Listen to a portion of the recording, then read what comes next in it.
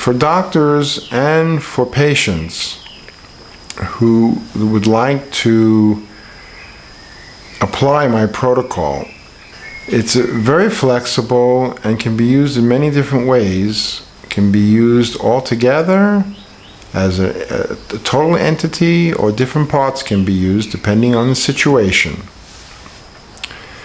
In teaching people to set up a field hospital at home,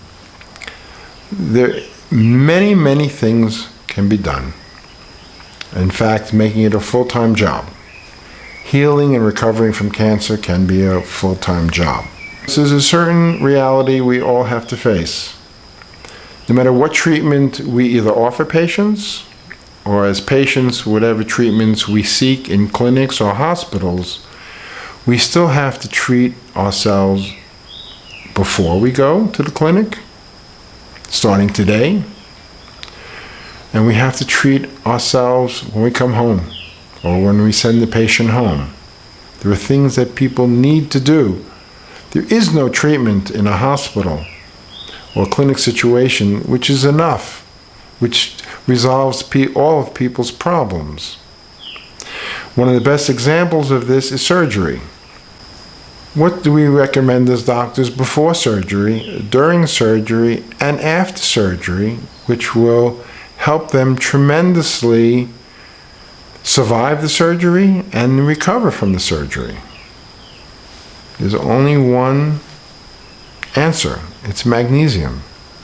Magnesium needs to be supplemented before, administered during surgery, and after, to help with the recovery. So the essence of what I'm trying to teach people to do is to bring all of these things together in their own homes. Of course, clinicians can set up treatment centers where people come to them and apply these different things. But what we've talked about today are very fundamental, dependable, predictable substances that have long track records of safety, effectiveness. This approach to medicine, my natural allopathic approach, is a very powerful form of medicine. These are powerful medicines that we're applying. But they're also very soft. Medicine has turned, over these last 50 years, into a very aggressive, hurtful form of medicine. My hope is to return it into a softer place, where we use safe things, where we're more gentle with our patients, when we spend more energy and attention listening and understanding and even diagnosing people's emotional and feeling states and how this relates to the disease.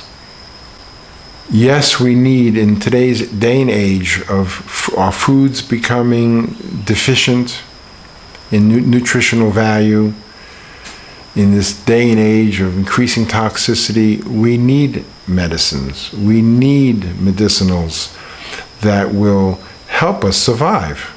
Literally, survival today is a challenge.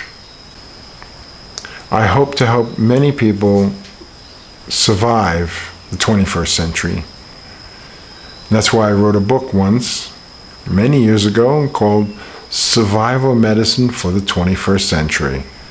It is a special challenge we face.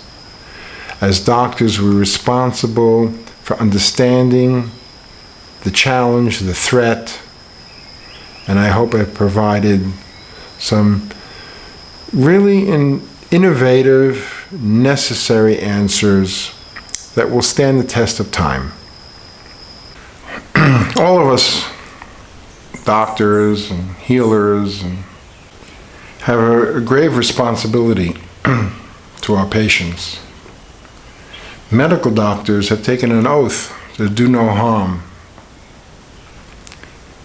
Yet it's impossible to not do harm and be a practitioner of pharmaceutical medicine, since every one of their medicines, including aspirin, do harm, have side effects. It is important for us to honor our oaths. It is important to do everything we can to not harm our patients. And at this point, I believe that means an abandonment of pharmaceutical medicine. In the future, there's no future for the pharmaceutical companies. No future for this approach, very expensive approach. As the world economies collapse, as we see a meltdown of our current paper currencies and digital money and $700 trillion of derivatives, as civilization gets fractured, we're going to be called back to a more simple, natural form of life and medicine. So I hope I have given my fellow doctors and healers some important tools that are within reach of the majority of the human race.